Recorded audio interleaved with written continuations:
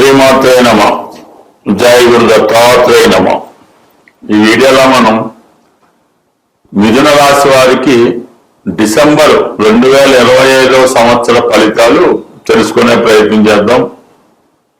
మరి ప్రధానంగా డిసెంబర్ నెల మిథున రాశి వారికి చాలా ముఖ్యమైనటువంటి మార్పులు తీసుకురావడం జరుగుతుంది. ఇప్పుడు శని దశమ స్థానంలో ఉంటూ రుజు మార్గంలోకి రావడం జరిగింది. సో దానివల్ల ఏమవుతుందంటే, ఇంతకాలంగా మీరు ఈ ఉద్యోగ సంబంధించిన విషయాల్లో ఇదే ఉద్యోగంలో కంటిన్యూ అవుదామా, వేరే ఉద్యోగంలోకి మారదామా అన్న సందిగ్ధంలో కొంతమంది ఉండడం జరుగుతుంది. ఇది ఖచ్చితంగా ఈ నెలలో మీకు డిసైడ్ చేయడం జరుగుతుంది. ఉద్యోగంలో మారడం కానీ లేదంటే కొత్త ఉద్యోగం చూసుకోవడం కానీ జరిగే అవకాశం ఉంది. ఎందుకంటే శని భగవానుడు దశమ స్థానంలో చాలా వరకు రుజు మార్గంలో బలవంతుడై ఉండడం, అష్టమాధిపతి దశమంలో ఉన్నప్పుడు జాతకుడికి కొన్ని అదనపు బాధ్యతలు వస్తూ ఉంటాయి. చాలా విపరీతమైనటువంటి వర్క్ చేస్తూ ఉంటారు. తన వర్క్తో పాటు పై అధికారులు చేయాలని పని కూడా తనే చేస్తుంటారు. కానీ దానికి తగ్గ ఫలితం అయితే రాదు. ఫలితం ఇస్తామని చెప్తూ ఉంటారు. ఈ సమయంలో మీకు అది కన్ఫర్మ్ అయ్యే అవకాశం ఉంది. అంటే మీరు ఏదైనా ఒక పోస్ట్ లో టెంపరీగా ఆన్ డ్యూటీలో ఉంటే అది మీకు కంపల్సరీగా కన్ఫర్మ్ అవుతుంది. కంపల్సరీగా మీ యొక్క హోదా కూడా పెరిగే అవకాశం ఉంది. అయితే యాజిటీగా వర్క్ మాత్రం చాలా అధికంగానే ఉంటుంది. కొంతవరకు పర్మనెంట్ పోస్ట్ లోకి వెళ్ళడం జరుగుతూ ఉంటుంది. సో అలాగే ప్రస్తుతం గురుగ్రహం అంటే మనకి దశమాధిపతి గురువు. అటువంటి గురువు ప్రస్తుతం మిథున రాశి వారికి ధనస్థానంలో ఉన్నాడు. అంటే ధనస్థానంలో ఉండడం వల్ల ఏమైందంటే వృత్తిరీత్యా ఆదాయం అది వస్తూ ఉంటుంది. అయితే వక్రగమనంలో ఉండడం వల్ల తిరిగి డిసెంబర్ 5వ తారీఖున మిథున రాశిలోకి ప్రవేశిస్తున్నాడు.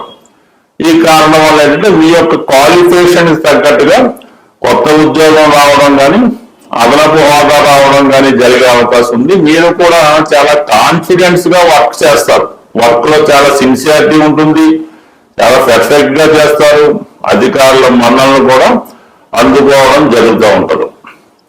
అలాగే మరి బుధగ్రహం, ఈ రాష్ట్రాధిపతిగా ఉన్నటువంటి బుధుడు కూడా ఇప్పుడు ప్రస్తుతం 6వ స్థానంలో వక్రగమనంలో ఉండడం జరుగుతుంది అన్నమాట.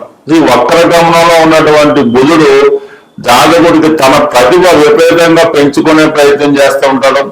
చాలా కొత్త కొత్త విషయాలు తెలుసుకోవడం జరుగుతూ ఉంటుంది.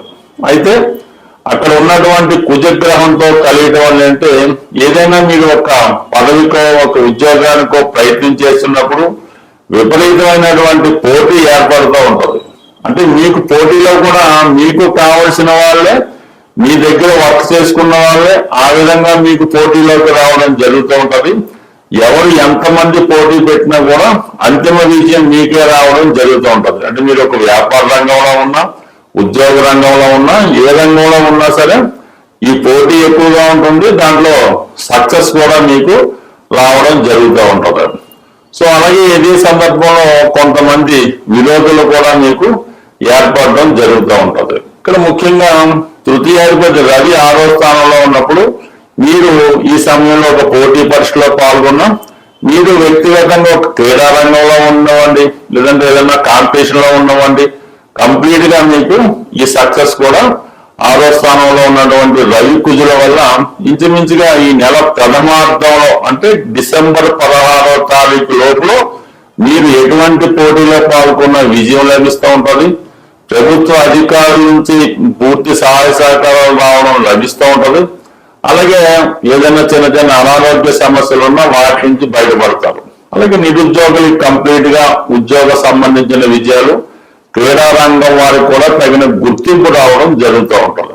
సో ఇక ఈ డిసెంబర్ 7వ తారీఖు నుంచి కుజుడు 7వ స్థానంలోకి మారడం జరుగుతుంది. సో కుజుడు 7వ స్థానంలోకి రావడం వల్ల కొద్దిగా ఏంటంటే పార్ట్నర్స్ తో విభేదాలు లాంటివి రావడం జరుగుతూ ఉంటుంది. చిన్న చిన్న అభిప్రాయ భేదాలు భార్యాభర్తల మధ్య కానీ, ఎఫ్ఐఆర్స్ ఉన్న వారి మధ్య కానీ జరిగే అవకాశం ఉంటుంది. అలాగే గతంలో కుదుర్చుకున్నటువంటి పెళ్లిళ్ళు వగేరా ఏమైనా ఉంటే అవి ఏదో విధంగా వాయిదా పడడానికి కూడా అవకాశం ఉన్నది. దాంతో మనకి ఈ డిసెంబర్ 16 రవి కూడా సప్తమ స్థానంలోకి రావడం వల్ల కంప్లీట్ గా కొంతవరకు మీకన్నా మీ జీవిత భాగస్వామి మీపై ఆధిపత్యం చలాయించడం జరుగుతూ ఉంటది. ఇవన్నీ ఒక ఎత్తు అయితే ఈ డిసెంబర్ 8వ తారీఖున శుక్రమౌఢ్యం రాబోతుంది. శుక్రుడు కంబస్ట్ అవడం వల్ల మౌఢ్యం ఏర్పడడం వల్ల సాధారణంగా ఈ మిథున రాశి వారికి ఆర్థిక పరంగా కొన్ని ఇబ్బందులు రావడం, ముఖ్యంగా స్త్రీలతో నిరోధాలు లాంటివి వచ్చే అవకాశం ఉన్నది. వ్యక్తిగతంగా మీరు స్త్రీ అయితే చాలా వరకు మీ యొక్క ఆరోగ్య విషయంలో కొద్దిపాటి ఇబ్బందులు లాంటివి రావడం కానీ, ఏదైనా కొన్ని సందర్భాల్లో కొంతమందికి మాత్రమే ఏదైనా ఒక సర్జరీ లాంటిది జరగడం కానీ జరిగే అవకాశం ఉంది. లేని పక్షంలో స్త్రీలకి అత్తవారి బంధువులతో కానీ, లేదంటే మీరు ఉద్యోగం చేసినటువంటి అధికారులతో కానీ తీవ్రమైనటువంటి విభేదాలు, అభిప్రాయ భేదాలు లాంటివి కూడా వచ్చే అవకాశం ఉన్నది. బట్ ఏదైనా అటు స్త్రీలకు కానీ మగవారికి కానీ మీ యొక్క అభివృద్ధిని చూసి వారలేని వారు చాలా మంది మీ మీద వ్యతిరేకంగా ప్రచారం చేయడం కానీ, ఏదో విధంగా మిమ్మల్ని అప్రతిష్ట పాలు చేయాలనే ఆలోచనలో ఉంటారు. సో ఏదైనా మీ పని మీరు చేసుకుంటూ ఇతరుల యొక్క మాటలు పట్టించుకోకుండా ముందుకు వెళ్ళడమే చాలా వరకు ఈ సమయంలో అనుకూలమైనటువంటి స్థితి. బట్ ఏదైనా మరి మిథున రాశి వారికి ఈ డిసెంబర్ 5 నుంచి వారిలో ప్రతిభ పెరుగుతుంది, వారి ఆలోచన సరళి మారుతూ ఉంటది, వాళ్ళ అలవాట్లు ఆలోచనలో కూడా చాలా మార్పు రావడం జరుగుతుంటది. అంటే గురు ఇంచుమించుగా మనకి ఒక మే వరకు కంటిన్యూ అవడం వల్ల మళ్ళా మీ జీవితాన్ని తిరిగి ప్రోగ్రెస్ వైపు మళ్లించుకోవడానికి అటు గురుబలం, అటు శని యొక్క అనుగ్రహం ఉంది. ముఖ్యంగా ఎవరైతే మీడియా, టీవీ ఇలాంటి రంగాల్లో కానీ, సాఫ్ట్వేర్ రంగంలో కానీ, లేకపోతే ఇండియన్ ఎయిర్లైన్స్, రైల్వేస్ లో ఉన్న వాళ్ళకి 9వ స్థానంలో ఉన్నటువంటి రాహు కంప్లీట్ గా మీకు చాలా దూర ప్రాంత ప్రయాణాన్ని చేసే అవకాశాన్ని కూడా ఈ రాహుగా ఇవ్వడం జరుగుతుంటది. అలాగే సినిమా రంగంలో ఉన్న వాళ్ళకి కొత్త అవకాశాలు రావడం జరుగుతూ ఉంటది. ఎక్కువగా ఈ మిథున రాశి వారు అటు ఏ రంగంలో ఉన్నా, ముఖ్యంగా ఎక్కువగా టీవీ యాంకరింగ్, ఫిల్మ్ ఎడిటర్స్ అటువంటి వాటిలో ఉన్న వాళ్ళకి వారి యొక్క టెక్నాలజీ పెంచుకొని ఇంకా వారిని వారు అభివృద్ధి చేసే విధంగా రాహుగ్రహ సహకారం కూడా ఉన్నది. బట్ ఏదైనా ఈ నెల పదమార్థంలో కన్నా నెమ్మదిగా గ్రహాల యొక్క ఇంప్రూవ్మెంట్ ఈ రాశి వారికి విజయం వైపు ప్రయాణించే విధంగా ప్రతి గ్రహం సహకరించడం జరుగుతుంది. బట్ ఏదైనా ఏ రాశి వారికైనా గురుబలం ఉన్నప్పుడు మిగతా గ్రహాలన్నీ కూడా ఆటోమేటిక్ గా సహకరించడం జరుగుతూ ఉంటది. బట్ ఏదైనా మిథున రాశి వారు ఇంకా అనుకూలమైనటువంటి మంచి ఫలితాల కొరకు ఎదురు చూస్తుంటే మాత్రం కంప్లీట్ గా ఈ రాశి వారు గురుగ్రహ అనుగ్రహం కోసం మీ ఇష్టదైనటువంటి సాయిబాబా వారిని కానీ, దత్తాత్రేయుని కానీ, మీ గురువుని కానీ పూజించుకోవడం వల్ల చాలా వరకు మీ యొక్క సంకల్పం విజయవంతం అయ్యే అవకాశం ఉంటుంది. స్వస్తి. టైం మీరు చూడగా ఇది ఎక్కువైంది. మన జాతకం ఎంత అనుకూలంగా ఉన్నా జరుగుతున్నటువంటి దశలు కానీ, గోచారం కానీ అనుకూలంగా ఉన్నప్పటికీ కూడా కొన్ని ముఖ్యమైనటువంటి పనులు, అంటే ఆ కుటుంబంలో పిల్లలకి ఉద్యోగాలు రాకపోవటం, వివాహం జరగకపోవడం, ఎంత కష్టపడినా అప్పులు పెరిగిపోవడం, ఇవి జరుగుతూ ఉంటాయి. దీనికి వాస్తుపరంగా కూడా ఉన్నటువంటి దోషాలు చాలా వరకు ఆ కుటుంబం మీద ప్రభావాన్ని చూపడం జరుగుతూ ఉంటుంది. ప్రధానంగా ఏదైనా మనం ఇల్లు కట్టుకున్నప్పుడు చిన్న చిన్న వాస్తు దోషాలు ఉంటే అవి 7 సంవత్సరాల తర్వాత వాటి ప్రభావాన్ని చూపడం జరుగుతూ ఉంటుంది. మేజర్ దోషాలు లాంటి ఏదైనా నైరుతి దోషాలు అలాంటివి ఉంటే ఇల్లు కట్టిన 6 నెలల తర్వాతే వాటి ప్రభావాన్ని చూపడం జరుగుతూ ఉంటుంది.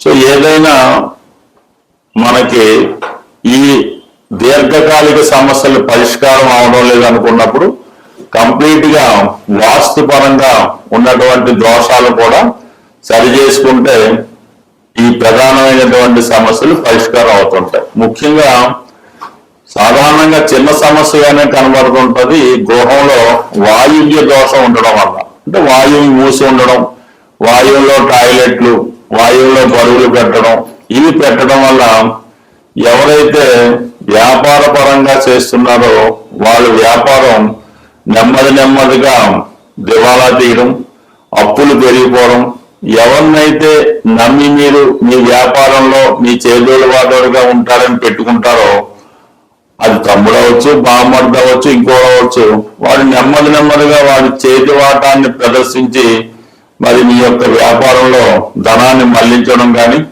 ఈ విధంగా వాడు బాగుపడుతూ మిమ్మల్ని నాశనం చేయడం కూడా జరుగుతూ ఉంటది. ఇదంతటికీ కూడా వాయువ్య దోషం కారణమవుతూ ఉంటది. అలాగే ఉద్యోగస్తులు కూడా చాలా వరకు లంచాలు తీసుకొని పట్టుబడటం, జైలు పాలవడం కూడా ఈ వాయువ్య దోషం వల్ల అవకాశం ఉంటుంది. చాలా వరకు ఆ కుటుంబంలో మనసు స్థిమితం లేని మానసిక వికలాంగులు కానీ, అలాగే ఇంటి మీద శ్రద్ధ లేకుండా గాలికి తిరుగుతున్నట్టు ఉన్నా అది వాయువు దోషంగానే భావించి ఈ వాయువ్య దోషాన్ని సరి చేసుకోవడం వల్ల అటు వ్యాపారం పుంజుకుంటుంది, కుటుంబంలో ఏ పని పాట లేకుండా ఉన్నవాళ్ళు పని మీద శ్రద్ధ తెచ్చుకుంటారు. అలాగే కొద్దిగా మెంటల్ ఇంబ్యాలెన్స్ ఉన్న వాళ్ళు కూడా వారి సామర్థ్యాన్ని పెంచుకొని బాగుపడే అవకాశం ఉంది. కాబట్టి ఎంతో ఖర్చు అవుతుంది, కానీ ఒక్కసారి ఇటువంటి ప్రధాన సమస్యలు ఉన్నప్పుడు మంచి వాస్తు సిద్ధాంతం చూపించి వాస్తు సరి చేసుకోవడం మంచిది. లేదు అది వాస్తు సరి అవ్వదు, అది నేచురల్ గా ఏర్పడింది అన్నప్పుడు వేరే ఇంట్లోకి మారడం వల్ల కూడా మీరు దీని నుంచి బయటపడవచ్చు. అయితే వాస్తు ప్రభావం అనేది ఇమీడియట్ గా మాత్రం చూపించదు, నెమ్మదిగా దాని ప్రభావాన్ని చూపిస్తుంది. బట్ ఏదైనా మాత్రం ఫలితం మాత్రం పక్కాగా మంచిగా వచ్చే అవకాశం ఉంటుంది. అందువలన ఎంత గోచారం బాగున్నా, జాతకం బాగున్నా, వ్యాపార పరంగా నష్టాలు, నిరుద్యోగ సమస్యలు ఉంటే కంపల్సరిగా ఈ వాయువు దోష ప్రభావం అక్కడ ఉందనే చెప్పొచ్చు.